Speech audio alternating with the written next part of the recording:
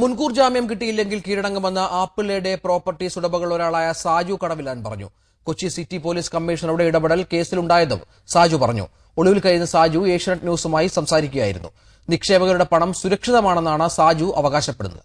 1, 2, 3 വിരലിലുണ്ടാവുന്ന നമ്മൾക്ക് വളരെ ക്ലോസ് ആയിട്ടുള്ള 1-2 കസ്റ്റമേഴ്സിന്റെ പേഴ്സണൽ ഒരു വൈരാഗ്യം അല്ലെങ്കിൽ ഒരു പേഴ്സണൽ എന്താ പറയുക അങ്ങനെയുള്ള ഒരു സംഭവത്തിന്റെ പുറകിൽ വന്നിട്ട് അതൊരു കംപ്ലൈന്റ് ആവുകയും പിന്നീട് അതൊരു അസോസിയേഷനായിട്ട് ഡെവലപ്പ് ചെയ്യുകയും പിന്നീട് അതൊരു പോലീസ് കംപ്ലൈന്റ് അല്ലെങ്കിൽ ഒരു മീഡിയ ഹൈപ്പിലേക്ക് പോവുകയും ചെയ്തു. അതാണ് ഇപ്പോൾ സംഭവിച്ചിരിക്കുന്നത്. ഒരു 4 കംപ്ലൈന്റ് മാത്രം രജിസ്റ്റർ ചെയ്ത ആദ്യം വന്ന ഒരു കംപ്ലൈന്റിന്റെ ഭാഗമായിട്ട് രണ്ടാമത് കമ്മീഷണർ തന്നെ പറഞ്ഞു, അതായത് ഈ അസോസിയേഷനിൽ പെട്ട എല്ലാവരും ഇൻഡിവിജ്വലായിട്ട് ഓരോ FIR ലോഡ്ജ് ചെയ്യാൻ പറഞ്ഞു.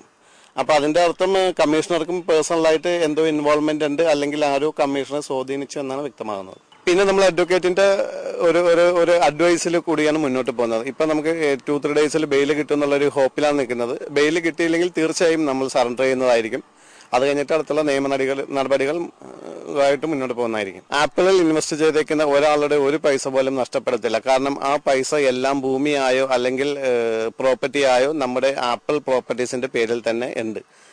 അത് ഏത് സമയത്ത് വേണമെങ്കിലും ഇത് വളരെ വ്യക്തമായ തെളിവോട് കൂടി അല്ലെങ്കിൽ ഡോക്യുമെന്റോട് കൂടി നമുക്ക് കോടതിയിലോ അല്ലെങ്കിൽ അതിന് ബന്ധപ്പെട്ട പോലീസിനോ നമുക്ക് കൈമാറാവുന്നതാണ്. ആപ്പിളുടെ പ്രോപ്പർട്ടീസിൽ നിക്ഷേപിച്ചിരിക്കുന്ന നിക്ഷേപകരിലെക്കാളും ഒരിരട്ടി കൂടുതൽ ആസ്തി കമ്പനിക്കുണ്ട്. അതിന്റെ കൂടുതൽ ഡീറ്റെയിൽസ് രാജീവ് തരും. കാരണം കമ്പനിയുടെ ഒഫീഷ്യൽ ആയിട്ടുള്ള സ്പോക്സ് പേഴ്സൺ രാജീവാണ്. ഇപ്പൊ എന്ന് വെച്ചാൽ ആദ്യം 9 മണിക്ക് രാവിലെ ഓഫീസിൽ വരും, രാത്രി 9 മണി വരെ ഓഫീസിൽ വർക്ക് ചെയ്യും. ഇപ്പൊ വേറെ എവിടെയെങ്കിലും ഒരു ലൊക്കേഷനിൽ രാവിലെ 9 മണി മുതൽ വൈകുന്നേരം 9 മണി വരെ സ്പെൻഡ് ചെയ്യുക, അങ്ങനെ തോന്നുന്നത്.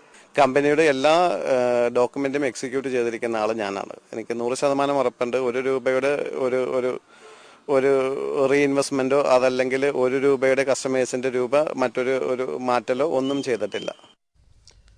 ആപ്പിൾ പ്രോപ്പർട്ടീസിനെ തകർക്കാൻ ചിലർ ശ്രമിച്ചതായി ഉടമകളിലൊരാളായ രാജീവ് ചെറുവാര പറഞ്ഞു. ആരൊക്കെയാണ് എന്നത് പിന്നീട് വെളിപ്പെടുത്തും. കമ്പനിയുടെ ഭാഗം വിശദീകരിക്കേണ്ടതിനാണ് പോലീസിന് പിടികൊടുക്കാതെ മാറി നിൽക്കുന്നതെന്നും രാജീവ് ഏഷ്യാനെറ്റ് ന്യൂസിനോട് വെളിപ്പെടുത്തി. ഞങ്ങൾ 2 പേരും ഒരുമിച്ചാണ്, പക്ഷെ ഒരു സ്ഥലത്തല്ല. കാരണം വെച്ചാൽ ഈ 2 പേരും കൂടി പിടിയിലായി കഴിഞ്ഞാൽ സത്യം കൊണ്ടുവരാൻ ഒരാളെങ്കിലും പുറത്ത് വെക്കണം.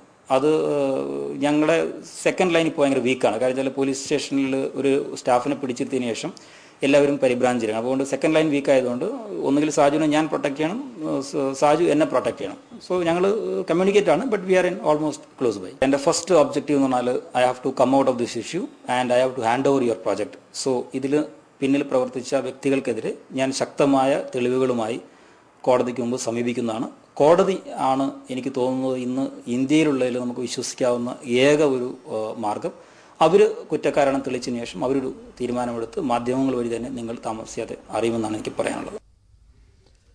ആപ്പിളുടെ പ്രോപ്പർട്ടീസ് ഉടമകളുടെ മുൻകൂർ ജാമ്യാപേക്ഷ ഹൈക്കോടതി ഇന്ന് പരിഗണിക്കും. എറണാകുളം സെഷൻസ് കോടതി മുൻകൂർ ജാമ്യാപേക്ഷ തള്ളിയതിനാലാണ് ഇവർ ഹൈക്കോടതി സമീപിച്ചത്. ബിനിൽ ചേരുന്നു വിശദാംശങ്ങളുമായി. ബിനിൽ, എപ്പോഴാണ് കേസ് പരിഗണിക്കുക? രഞ്ജിത്ത്, ആപ്പിൾ ഉടമകളായ സാജു കടവിലാൻ, രാജീവ് കുമാർ സി എന്നിവരുടെ മുൻകൂർ ജാമ്യാപേക്ഷ ഇന്ന് രാവിലെ ഹൈക്കോടതിയുടെ പരിഗണനയ്ക്ക് വരും. മുൻകൂർ ജാമ്യാപേക്ഷകൾ പരിഗണിക്കുന്ന പ്രത്യേക ബെഞ്ചാണ് കേസ് പരിഗണിക്കുന്നത്. നേരത്തെ എറണാകുളം സെഷൻസ് കോടതി ഇരുവർക്കും മുൻകൂർ ജാമ്യം നൽകുന്നതിന് എതിരെ ഉത്തരവ് ഇറക്കിയിരുന്നു. ഇതേ തുടർന്നാണ് ഇരുവരും ഹൈക്കോടതിയെ സമീപിച്ചിരിക്കുന്നത്. പ്രധാനമായും 2 കാര്യങ്ങളാണ് ഇവർ മുൻകൂർ ജാമ്യാപേക്ഷയിൽ ചൂണ്ടിക്കാട്ടിയിരിക്കുന്നത്. ഒന്ന്, ഇവർക്ക് മുടങ്ങിക്കിടക്കുന്ന പദ്ധതികൾ പൂർത്തീകരിക്കുന്നതിനാവശ്യമായ എല്ലാ കഴിവുമുണ്ട്, ഇതിനാവശ്യമായ വായ്പകൾ ലഭ്യമാണ്.